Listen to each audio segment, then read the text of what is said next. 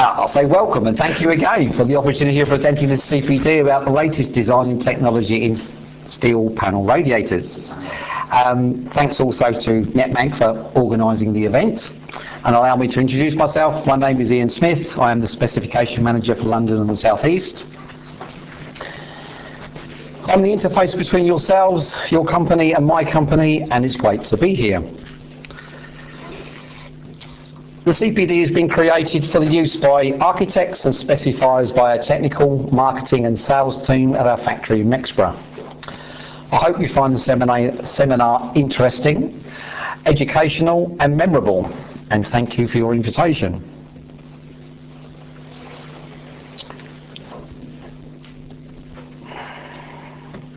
The aims and learning outcomes of today's CPD presentation are these. Provide guidance on the use of steel panel radiators for room heating, with particular reference to the way radiators actually work and the different types available, the growing need globally for energy conservation, the relevant regulations and standards. To raise awareness for the latest serial feed steel panel radiator technology and design which reduces energy consumption in new and refurbished buildings. We will see how the latest radiator design has improved to such an extent that real energy savings can be made. But more of that later. My pleasure. Having completed the CPD, you should be able to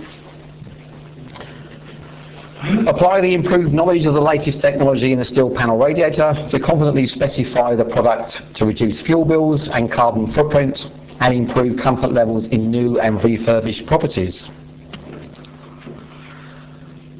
So at the end of this seminar, you should feel more confident about what products are available and how they help and conform with the regulations. So here's the agenda. The seminar should take just over 30 minutes. I'm going to talk about new, innovative and breakthrough products, so you have lots of questions, and we could overrun, but I'm okay with that, but obviously we don't want to overrun into the next CPD. First, in part one, we will have a brief overview of my company and what is Stelrad and what my company is all about. And then in part two, we will go back to basics to view how steel panel radiators actually work. And in part three, we'll have a look at the latest technology and the new serial feed designs and how this design technology has improved efficiency. We will have an open forum at the end where we can air views and ask questions. If there are any questions which I cannot answer, I won't fabricate an answer. I'll record the query, get the correct answer and come back to you. If you feel you want to interrupt me as I'm going along, that's okay, but as I mentioned, we might overrun and Armstrong will get upset. Okay, so here in part one, we have three slides looking at my company, Stelrad. Stelrad is the largest UK market in radiators. We offer the widest range and in more sizes than any other manufacturer. Stelrad's portfolio includes a new extensive range of panel radiators, decorative radiators and tail rails. Stelrad began its life in 1936, manufacturing steel column radiators from a purpose-built factory in Southall, not far from here. And I might look old, but I was not around in 1936, I can assure you. Today, we operate from a highly advanced production and distribution facility in Mexborough near Doncaster, producing over 2.5 million steel panel radiators a year. The products are manufactured on a 17-acre site which includes office, production and distribution facilities. We have a 4-speed manufacturing lines operating 5 days a week, 24 hours a day.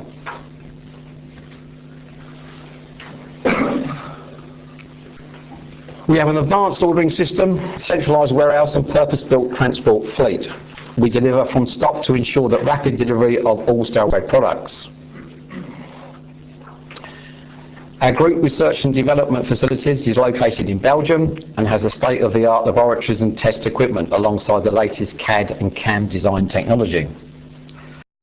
We are continually improving the performance of our products in maximising energy efficiency and to ensure our radiators work as effectively with renewable energy sources as with more conventional heat sources, such as condensing boilers. Stelrad is committed to manufacturing and delivering radiators that are robust, efficient and aesthetically pleasing. We have an extensive range and products are manufactured here in the UK. As you would expect, our manufacturing processes are all monitored, controlled and audited to ISO 9000 quality standard. To ensure the highest level of quality, each radiator goes through a 4-stage inspection process and is rigorously tested in accordance with the latest European radiator manufacturing standard EN 442. According to the EN 442, heat output and performance is the main requirement for radiators, but there are other stipulations too. During the manufacturing process of all steel panel radiators are tested to a pressure of 10.5 bar, verifying the integrity of the product. Each radiator undergoes a 2-stage non-toxic painting process, giving an exceptional hard-wearing gloss finish. All this ensures that every radiator is built and finished to a very high standard, providing a quality product that will give you years of continued service to your customers. Stelrad has a state-of-the-art 4.2 million national distribution centre adjacent to the radiator factory. The UK's most capable radiator logistics operation which market leading levels of delivery performance. The NDC is 150,000 square feet in size and can contain up to 30,000 pallets, over 260,000 products in stock. This is operated 24 hours a day, 5 days a week, providing a capacity of 1,200 deliveries per week. Products are available from a network of around 3,000 merchant outlets. Independent merchants take the sister brand of ours called Henrad. We pride ourselves in having one of the largest radiator sales organisations in the country to make it easy for you to meet us face to face when you have something you want to discuss with us.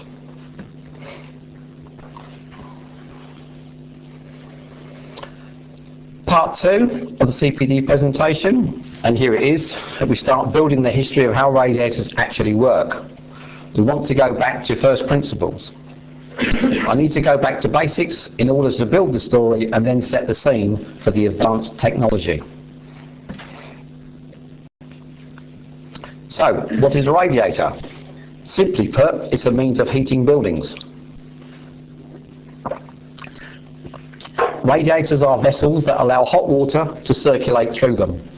Emitting warmth to the surroundings on screen is a classic of its time.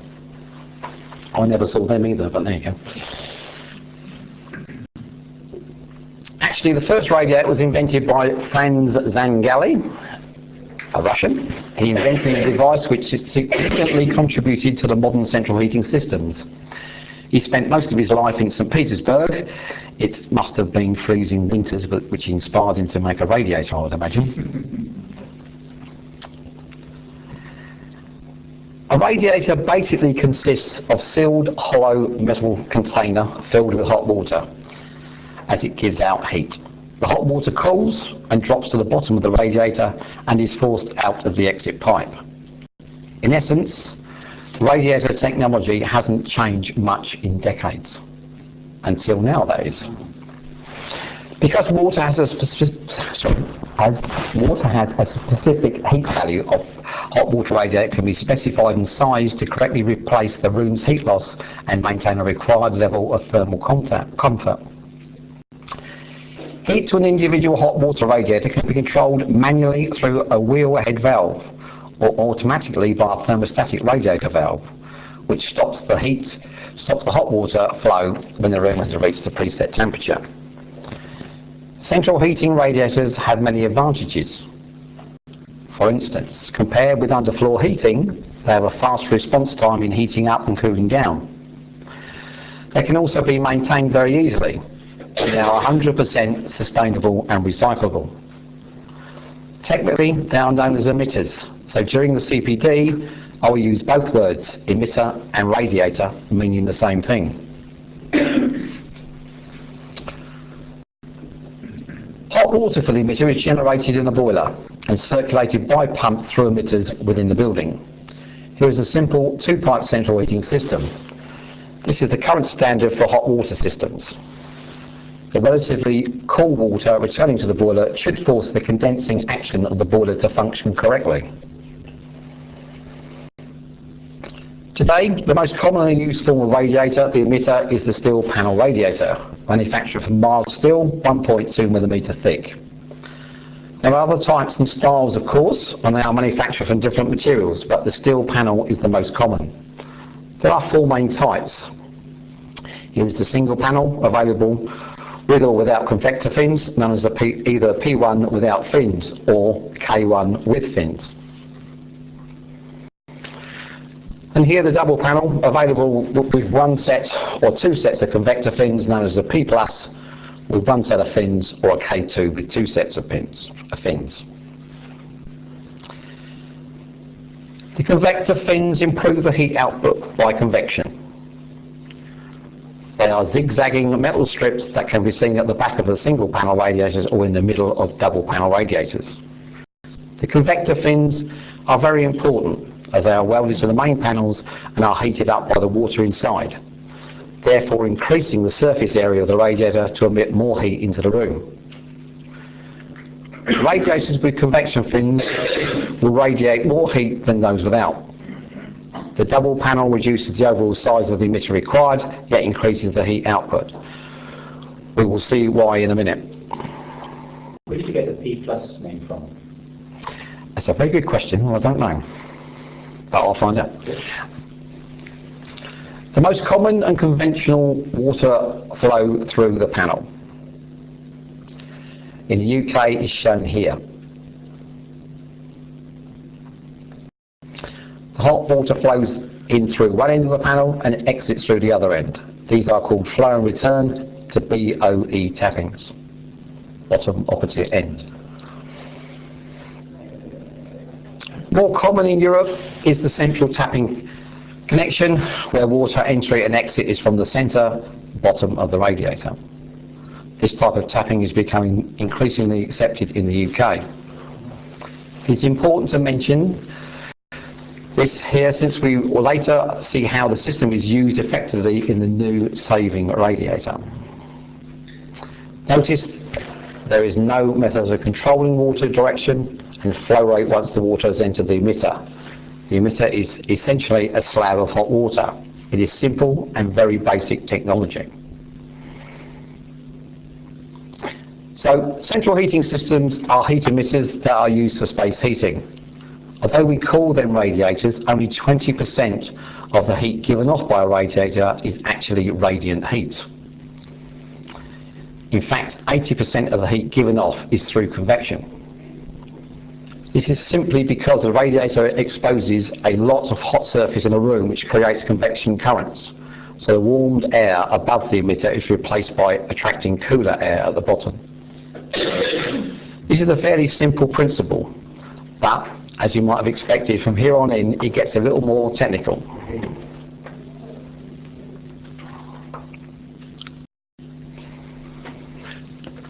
Radiators are mostly and usually sited against the wall, maybe an outside wall or an inside wall within the building.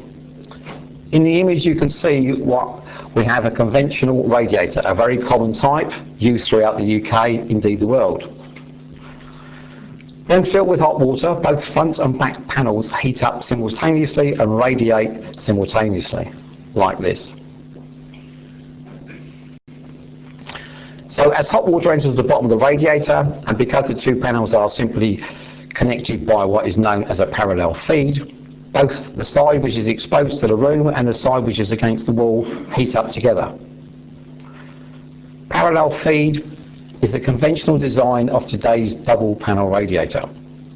50% of the hot water, the heat energy, goes to the front and 50% to the back of the radiator. Now, it doesn't take you long to work out that the panel against the wall will immediately start heating the structure of the wall, not the room. To illustrate this again, here we see the radiator from above. This is wasteful, and studies show that 9% energy is lost to the wall. The radiator heats the wall. So, what can we do to avoid this wasted energy? It has been recommended for years that heat-resistant reflectors are placed between the radiators and the exterior walls to help to retain the heat in the room. Mostly, these are simple foil reflectors, some a little more sophisticated than others. A reflector is a thin sheet of foil applied to the wall behind the radiator. The intention is to reduce the heat losses into the wall and thus to the outside building. This increases the effect heating power of the radiator and so reduces fuel expenditure. As we have seen, most heat from a domestic radiator is convected, so reflector foils mainly against losses through the wall. This is most pronounced when the wall outside has poor insulation performance. Sometimes ordinary aluminium kitchen foil is used, but there is a risk that kitchen foil may soon become inefficient as it oxidises and very quickly loses its reflective quality. A more effective radiator reflector is a thin insulating layer of lightweight insulator foam as foam veneer. There are only 2 radiator reflectors approved for use in the UK government's CERT scheme, administered by Ofgem. It's all a bit hit and miss. If we put now all this into talk about heating and energy into context, as you can see from this pie chart how we all consume energy. 31% goes to transport, 28% is used by industry, and a massive 40% goes into heating, hot water and electricity use in buildings. So buildings are a huge energy consumer.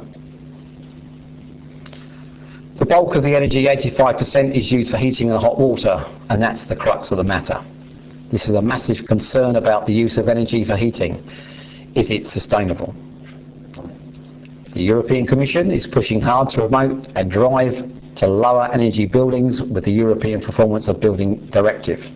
This has created stricter rules for the new house build.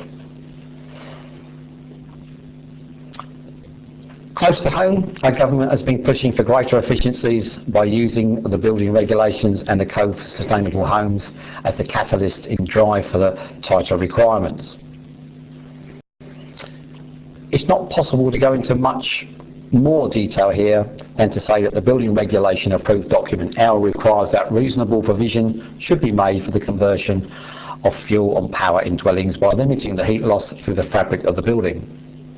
Part L thus remains the most important section of the regulations for the heating industry, and in the latest version all new homes will be subject to stringent energy requirements. The UK is on the road to zero carbon homes by 2016. Supposedly.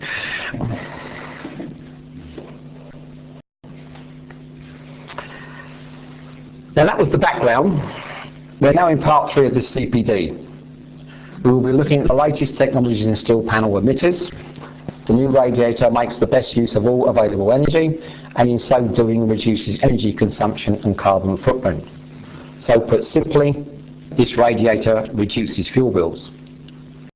And interestingly, has a measurable positive effect on comfort levels, as you will see later. And here it is, the energy efficient serial feed steel panel radiator.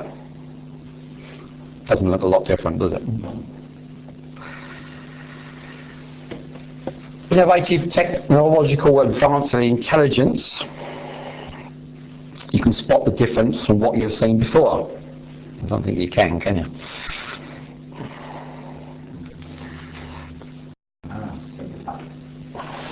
So this is a steel panel radiator which reduces fuel costs and carbon footprint. It looks very similar to the standard double panel feed radiator we saw earlier. Identical almost. The importance of the serial feed radiator is not in the way it looks, but it is in the way it works. The technical differences lie on the inside of the radiator. The only real external difference is probably the visible centre tappings, as we can see here.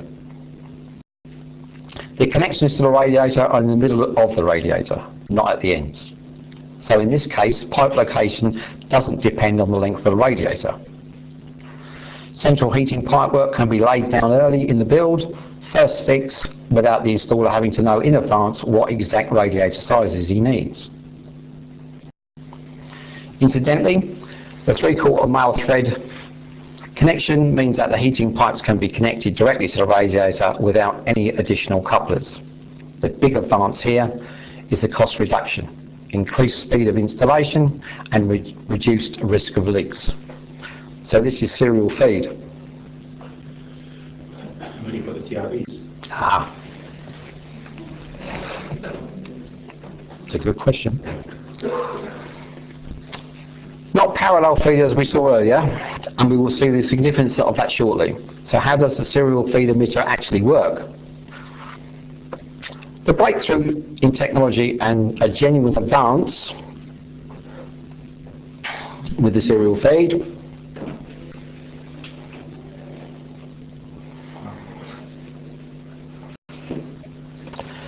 on the inside of the radiator are two main things to mention, and these are absolutely new to the radiator technology.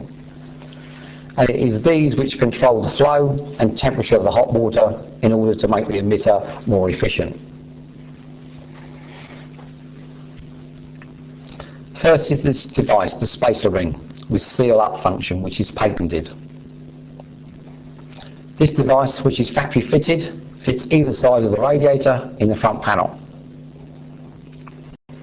The effect of the directors is to prevent incoming hot water escaping to the back panel. They retain it in the front panel, and the front panel heats up first and quickest by serial feed. I mentioned the patent for this device, and actually there are 2 European patents. Like all patents, they get to massive amounts of technical detail and jargon. I have no intention of reproducing them here. Suffice to say, the 2 patents are live and kicking. And here is the first. And the second, just to prove it.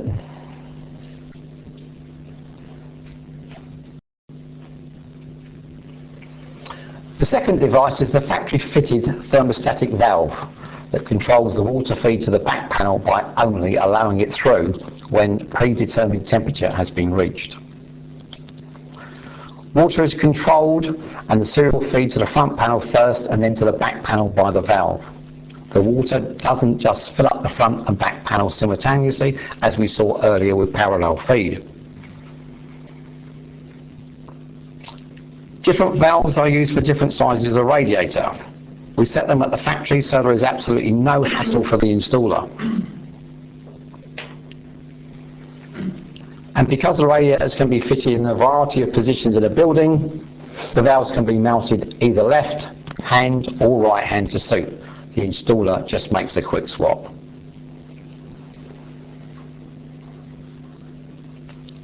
So to confirm what we have seen so far, the effect of the spacer ring water director and the thermostatic valve is to ensure that the hottest water entering the radiator is retained in the front panel only until a set temperature is reached. This is serial feed. When first on, the front panel gives immediate radiation and warmth to the room with an extremely fast heat up time. The front panel was hotter, quicker, improving comfort levels quicker because no heat is lost to the back wall. In fact, the front panel actually has a higher surface temperature than a normal traditional parallel feed emitter, and all the energy is used. None is lost.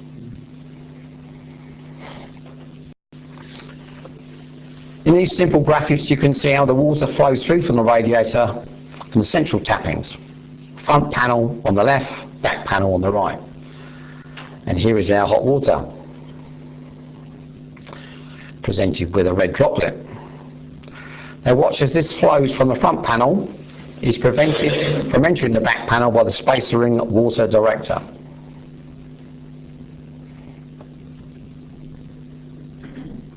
I'll go back a bit and do it slowly, hopefully.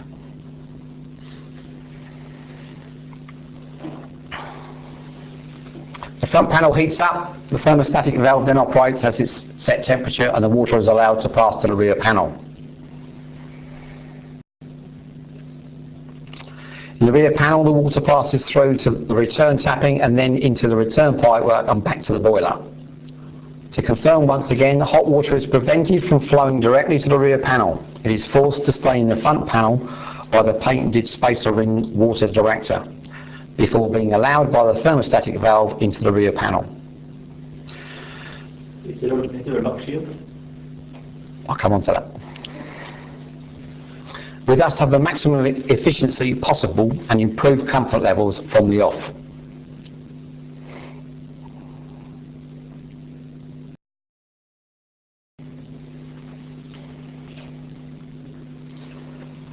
So, since less energy is wasted, it is important to say that there is a measurable reduction in fuel cost. It's a fact, resulting in lower carbon emissions, which is also a fact. One other point, a very important one too, the fine control of the hot water temperature and the flow has a major positive effect on the boiler performance. Since the water is actually cooler when it leaves the heating system on its way back to the boiler, it will force the condensing boiler to actually perform better by creating an improved condensing function because it's coming back at a lower temperature. As you would expect, the better performing boiler will be more efficient, will reduce fuel costs and hence carbon footprint. Finally, on this slide, I mentioned comfort a little earlier. This is perhaps a subjective point and difficult to measure. But take it from me, it works, and it is possible to measure using the Fanger comfort formula. Fanger, F-A-N-G-E-R. This is quite a complicated formula, and we'll see it shortly, but the mathematics is used to prove a point. A room will feel more comfortable more quickly with a serial feed radiator, which is also a fact. That's it, the serial feed radiator. Now, I've made some very bold claims about this new technology, and I think it's important at this stage to back up what I've claimed with actual evidence. This is the evidence based on 2 independent third-party test houses. Kiowa is an international company with offices in various countries. They offer testing and a consultancy in a number of technologies. We use their services to test the new emitter. Kiowa's evidence. They use their gas labs to compare the parallel feed emitter with the new serial feed emitter with like-for-like size radiators. They compared energy loss by radiation through the front and back panels and energy savings under various conditions. And this is what they found.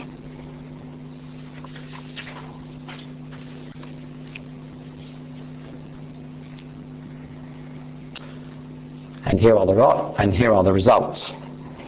Up to 8.8% less energy lost by radiation by the back panel into the wall. Up to 2.93% energy saving under static conditions. Up to 10.5% energy saving under dynamic conditions. They were impressed with the results and issued us with the appropriate certificate. Kira's work also looked at comfort and used the Fanger comfort equation I mentioned a few moments ago. And here it is. I don't understand that. Does anyone understand it? It's straightforward, isn't it? Correction coefficients. Fanger's basic assumption is that thermal comfort is defined in terms of the physical state of the person rather than that of the environment. So that we actually sense is skin temperature and not air temperature. For thermal comfort, we need a thermal balance, rate of heat loss, rate of heat production. A mean skin temperature, which should be an appropriate level for comfort. Skin temperature for comfort decreases with increased activity. Sweating. Comfort is a function of preferred sweating rate, which is also a function of activity and metabolic rate. Fanger derived his comfort equation from extensive survey of literature of experiments on thermal comfort. So the point of showing you this is that not finger in the air to prove the improvement in comfort, it's Fanger.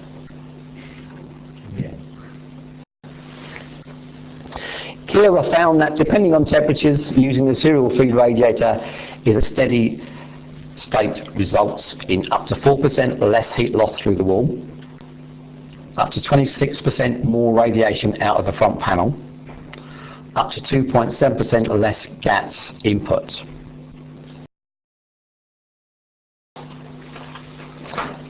And using the serial feed radiator, we get up to 8% shorter time to reach comfort temperature, up to 7% less energy input to reach comfort temperature.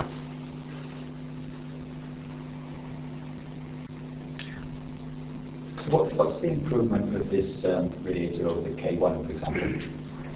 On output? Well, obviously more output, but the K1 is not going to be radiating back into the wall either. No. We have a small number of K1s onto the system, because we do accept that obviously the K2s, even as small as K2 in the radical, is not going to be small enough for some of the smallest houses or smallest rooms in up-to-date installations that we have. The K1s are there. They don't work as efficiently as the K2s, obviously, but because on the system you've got K1s and K2s, the return temperatures going back to the boiler are still going to be, they're going to be lower. So you're still going to get your energy loss there. So, yeah, absolutely. Yeah. And now 3 graphs which explain what other results are also being achieved. This graph clearly shows how much faster the front panel warms up with the serial feed. Tests have shown that the higher temperature is arrived at much quicker, 23% quicker in fact. Based on what we have been saying, you would expect this result. So what we're saying is we're heating up the front panel on the radical 23% faster than a normal radiator.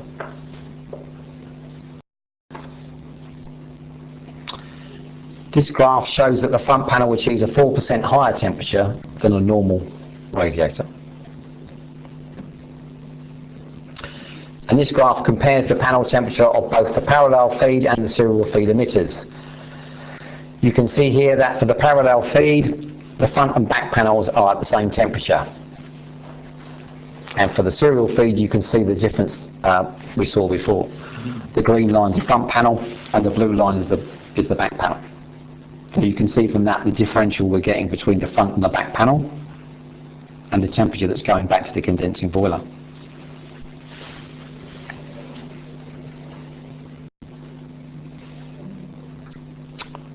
On to environmental issues now, and just how sustainable is a serial feed emitter. As with all steel panel radiators, sustainability is written into their DNA. Sustainability is here on our list. Serial feed radiators are designed to save energy compared with parallel feed emitters. They force condensing boilers to work more efficiently. The thermostatic valve and the spacer ring director are replaceable, and every component is recyclable, being made from mild steel with non-toxic paint finish and with brass. When a radiator is removed, it can be simply recycled using any licensed recycling company.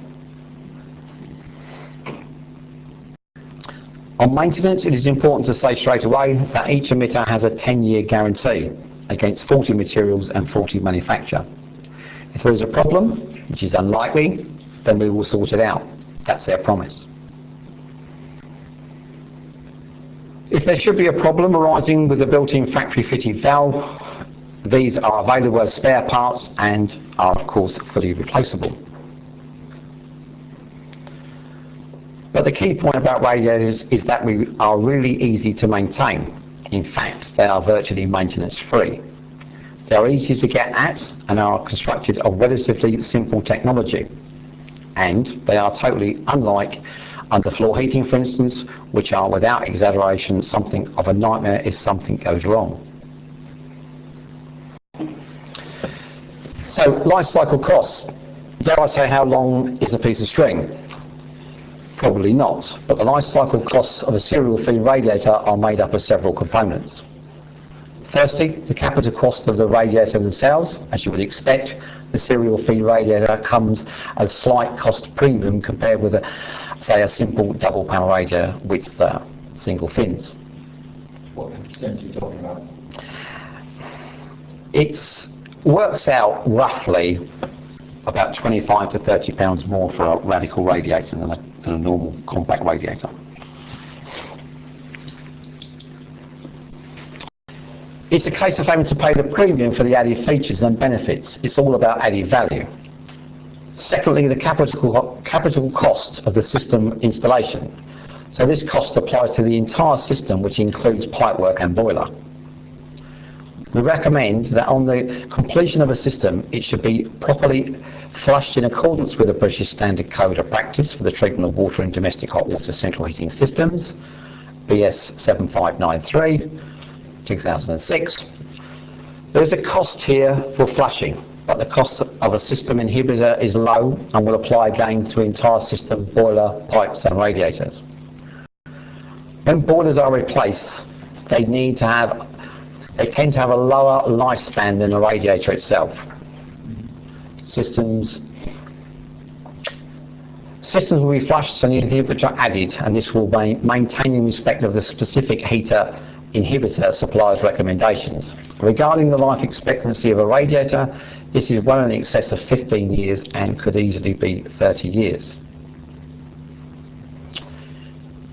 If or when a radiator is removed, it can be simply recycled using any licensed recycling company, and if there is a sufficient volume, they can even be sold for cash. So, life cycle costs.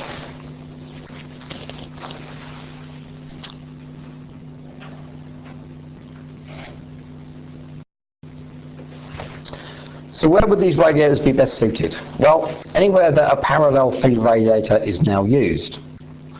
There is just one major exception, which I will show you in a moment. In new build, the emitters are absolutely ideal, and it's at planning stage that the accurate radiator sizing and boiler specification can be designed into the project.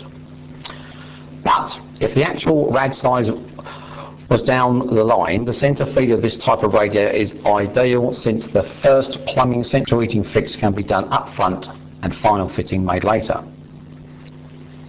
In refurbishment work, some replumbing of pipework would be required. To offset this, smaller radiator sizes may result, since the serial feed radiator is so much more efficient. Now, we do have an area where they are inappropriate, which is obviously in care homes where you need low surface temperature radiators. This is not a low surface temperature radiator. We do have a new LST in the marketplace, and we do have a CPD for that as well.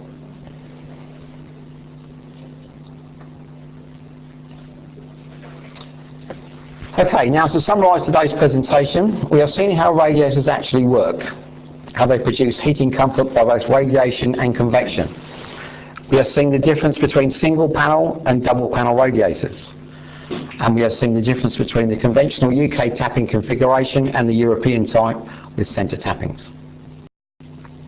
We have seen the more common type of parallel feed radiator. and I've introduced you to the latest design and technology of the serial feed radiator. It is the serial feed technology which helps reduce bills. In more detail, we can see the serial feed radiator. Ours was launched in 2012. Is set to revolutionise the radiator's technology. We have seen the advantages. To recap, it is simple and quick to install with centre located tappings. Left hand or right hand valve positioning is possible, giving flexibility in location. It's faster to heat up. The front panel was heated first, giving much faster radiant heat. Has reduced the heat loss to the rear. Heat is not wasted in warming up the building's fabric. Gives a great feeling of comfort quickly. The amazing Fanger equation proves it. We have seen the serial feed radiator is compatible with all energy sources, including renewables. Helps reduce bills by improved use of available heat and improved condensing boiler function. Helps reduce panel sizing. It's aesthetically more pleasing. The centre tappings can almost be hidden away when the ugly piping is hidden too. Are there any more aesthetical options? At the moment, this is the only one. But I have a feeling that some of our other ranges will have this technology put into it. And of course, the little technical devices which makes the radiator work is patented in 36 countries. The aims and learning outcomes of today's CPD presentation were these. To provide guidance on the use of steel panel radiators from room heating with particular reference to the way radiators actually work and the different types available. The growing need globally for energy conservation. The relevant regulations and standards. To raise awareness of the latest serial feed steel panel radiator technology and design which reduces energy consumption in new and refurbished buildings. And you have seen how the radiator design and accompanying technology has improved to such an extent that real energy savings can be made. Now, having done this CPD, the learner should be able to apply the improved knowledge of the latest technology in steel panel radiators to confidently specify the product to reduce fuel bills and carbon footprint in new and refurbished properties. You should feel more comfortable about serial feed radiators and how they help specifiers conform with the regulations.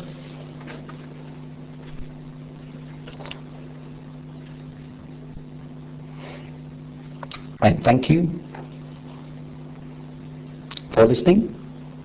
If you have any questions, I will do my best to answer them.